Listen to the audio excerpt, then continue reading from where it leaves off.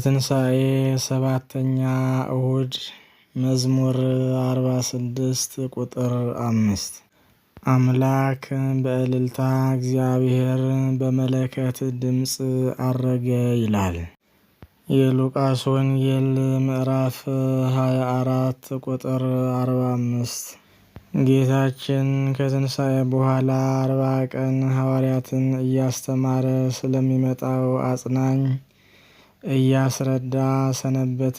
ዮሐንስ ምዕራፍ 21 ቁጥር 3 ስለ ቤተ ክርስቲያን አስፈላጊውን ነገር እያስተካከለ አዕማደ ቤተ ክርስቲያንን በማቆም የአዲስ ኪዳን ሕግና ሥርዓትን ለማጽናት 40 ቀን ቆየ።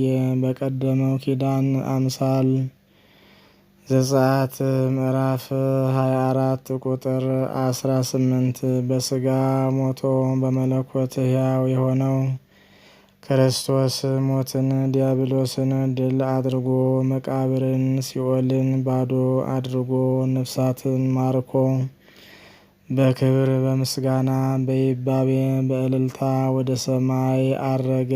ምርኮቹም እኛ ነን። ኤፌሶን ምዕራፍ 4 ቁጥር 8 ኢየሱስ ክርስቶስ ለዕርገቱ የመረጠው ቦታ በዓለም ሳለ አዘውትሮ ይጎበኘው የነበረውን ቦታ ነው። የእግዚአብሔር ልጅ ኢየሱስ ክርስቶስ የተመረጠችውን ከተማ እንደተወ ከኢየሩሳሌም በስተምስራቅ በሚገኘው የደብረ ዘይት ተራራ ላይ አረፈ። ክርስቶስም በተራራዋ ላይ ሆኖ ከተማዋን በርኅራኄ ዓይን ተመለከተ። በዚህም ተራራ ላይ የነበሩ ደኖችና ሸለቆዎች በክርስቶስ ተቀድሰው ነበር። የዚህ ተራራ ሸንተረሮች ሕዝቡ ንጉሥ ክርስቶስ መሆኑን ያሰሙትን ድምፅ አስተጋብተዋል። በዚህ ተራራ ጥግ ላይ በምትገኝ በቢታንያ ከተማ ነዋሪ በሆኑት በእነ አልዓዛር ቤት ብዙ ጊዜ ያርፍ ነበር። በተራራው ግርጌ በምትገኘው የጌቴሴማኒ የአትክልት ቦታ ውስጥ ኢየሱስ ክርስቶስ በብዙ እንባና ጩኸት ጸልዮአል። ኢየሱስ ክርስቶስ ያረገው በዚህ ተራራ ላይ ሲሆን ዳግመኛም ሲመጣ እግሮቹ የሚያርፉት በዚህ ተራራ ጫፍ ላይ ነው። ሁለተኛ ሲመጣ እንደ ተከዘ ሰው ሳይሆን እንደ ድል አድራጊ ንጉሥ ሆኖ በደብረ ዘይት ተራራ ላይ ሲያርፍ የዕብራውያን መዝሙር ሆሳዕና ከሚለው መዝሙር ጋር ተቀናጅቶ ይዘመርለታል። ጻድቃንም በከፍተኛ ድምፅ ከነገደ መላእክት ጋር ይዘምሩለታል። ከጥቂት ሳምንት በፊት የአይሁድ አለቆች ለመስቀል ሞት አሳልፈው የሰጡት በክፉ አገዳደልም የገደሉት መሲህ ተማሪዎቹን እየመራ ወደ ቢታንያ ወሰዳቸው። ደቀ መዛሙርቱ ከጌታቸው ጋር የሚገናኙበት የመጨረሻው ቀን ይህ ብቻ መሆኑን አላወቁም ነበር። ለሚወዳቸውና ለተከታዮቹ እኔ እስከ ዓለም መጨረሻ ድረስ ሁልጊዜ ከእናንተ ጋር ነኝ የሚል ተስፋ ሰጣቸው። ማቴዎስ ምዕራፍ 28 ቁጥር 20 ቢታንያ ሲደርስ መሄድን ትቶ ቆመ። ደቀ መዛሙርቱም ከበውት ቆሙ። ጌታም በፍቅር ዓይን አያቸው። እጆቹንም አንስቶ ሲባርካቸው ከማንኛውም ምድራዊ ስበት በበለጠ ኃይል ከመካከላቸው ተነስቶ ወደ ሰማይ አረገ። ደቀ መዛሙርቱም ጌታቸውን ከዓይናቸው እስኪሰወርና ዓይኖቻቸው እስኪፈዙ ድረስ በአድናቆትና በፍቅር ወደ ላይ ተመለከቱ።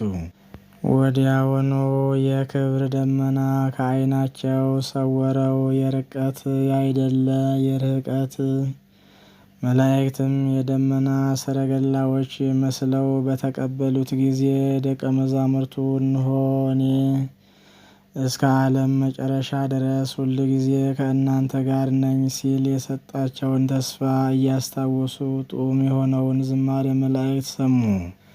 መላእክትም እናንተ የገሊላ ሰዎች ወደ ሰማይ ሲወጣ ያያችሁት ኢየሱስ ተመልሶ ይመጣል የሚል ተስፋ አበሰሯቸው። ክርስቶስ ሲያርግ ያዩት ተማሪዎች ልባቸው አብሮ አርጓል፣ ወደ ላይም መንፈሳቸው ተነጥቋል። ከዚያ ጊዜ ጀምሮ አገራቸው በሰማይ ሆኗል። ወደ ሰማይ ያረገው በእልልታ በዝማሬ መላእክት በመለከት ድምፅ ነበር። እንዲሁም ዓይን ሁሉ እያየው ይመጣል። ራእይ ምዕራፍ 11 ቁጥር 7።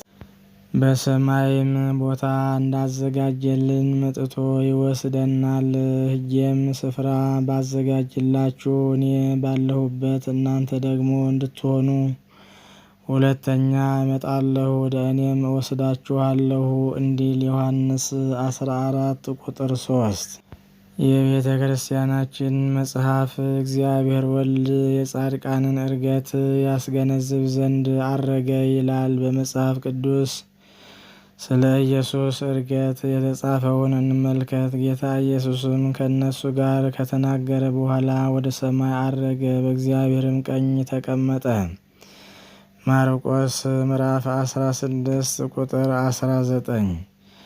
እስከ ቢታንያም አወጣቸው፣ እጆቹንም አንስቶ ባረካቸው። ሲባርካቸውም ከእነርሱ ተለየ፣ ወደ ሰማይም አረገ። እነርሱም ሰገዱለትና በብዙ ደስታ ወደ ኢየሩሳሌም ተመለሱ። ሉቃስ ምዕራፍ 24 ቁጥር 50።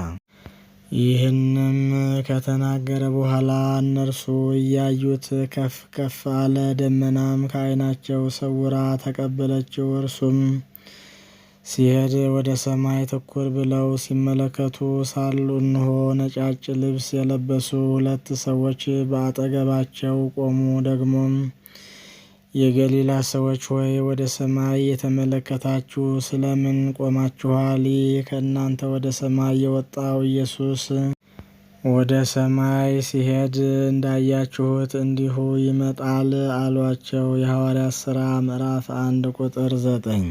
318 ሊቃውንትም በክብር በምስጋና ወደ ሰማይ አረገ፣ በአባቱም ቀኝ ተቀመጠ ብለዋል። በእርሱ ዕርገት ምድራውያን የነበርነው በሞት ከምድር ጋር የተቀላቀልነው ከፍ ከፍ አልን፣ ሕይወታችንም ከኢየሱስ ክርስቶስ ጋር ተሰወረ።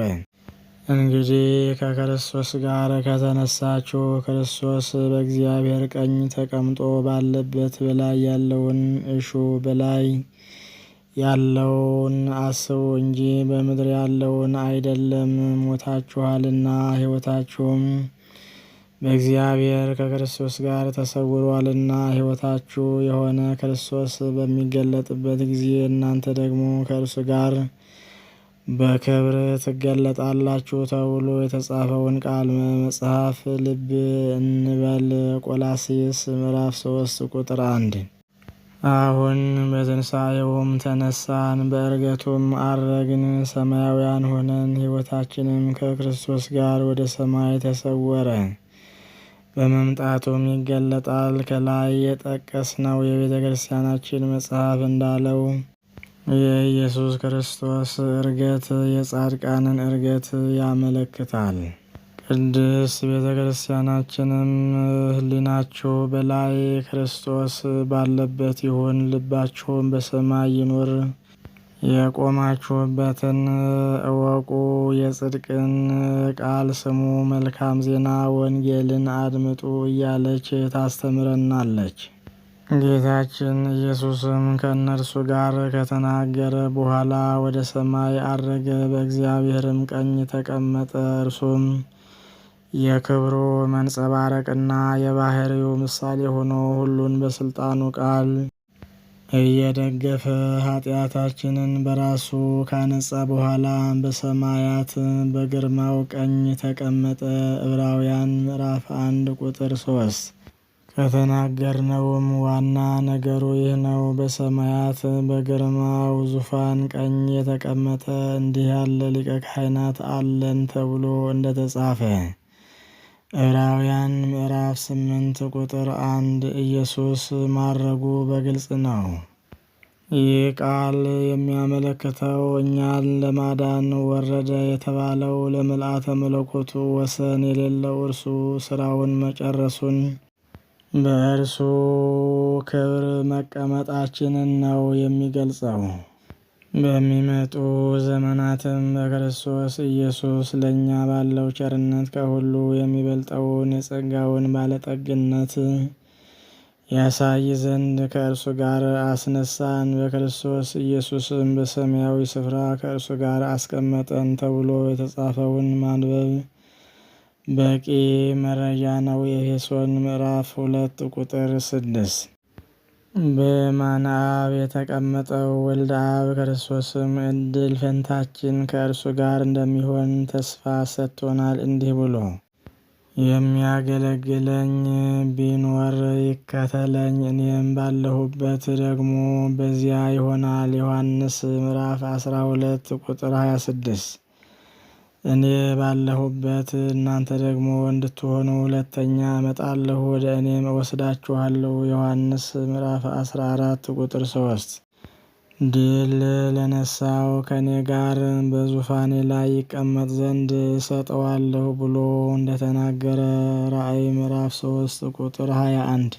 ሲጸልይም አባት ሆይ ዓለም ሳይፈጠር ስለወደድኸኝ የሰጠኸኝን ክብሬን እንዲያዩ እኔ ባለሁበት የሰጠኸኝ እነርሱ ደግሞ ከእኔ ጋር የሆኑ ዘንድ እወዳለሁ ብሏል። ዮሐንስ ምዕራፍ 17 ቁጥር 24። ቅዱስ ጳውሎስም ይህንን ተስፋ በእምነት እንደምንወርስ ሲናገር ዕብራውያን ምዕራፍ 6 ቁጥር 20 እንደ መልከ ጼዴቅ ባለ ሹመት የዘላለም ንጉሥ የሆነ ክርስቶስ ወደ ገባበት ውሳጤ መንጦላይት እንደምንገባ ይናገራል። እኛም ዛሬ በዚህ ተስፋ ጸንተን ከዮሐንስ ጋር በሰማይና በምድርም ከምድርም በታች በባህርም ላይ ያለ ፍጥረት ሁሉ በእነርሱም ውስጥ ያለ ሁሉ በረከትና ክብር ምስጋናም ኃይልም ከዘላለም እስከ ዘላለም በዙፋኑ ላይ ለተቀመጠው ለበጉ ይሁን እያልን እንዘምር። ራእይ ምዕራፍ 5 ቁጥር 13።